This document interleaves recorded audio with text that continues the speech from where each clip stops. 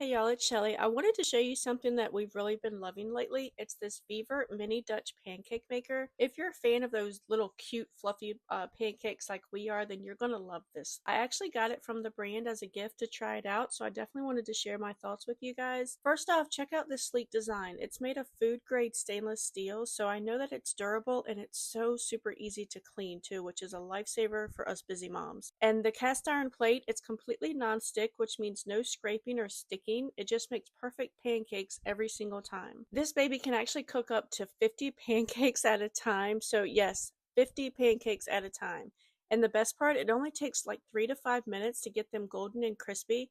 One quick tip is I do like to flip them about halfway over.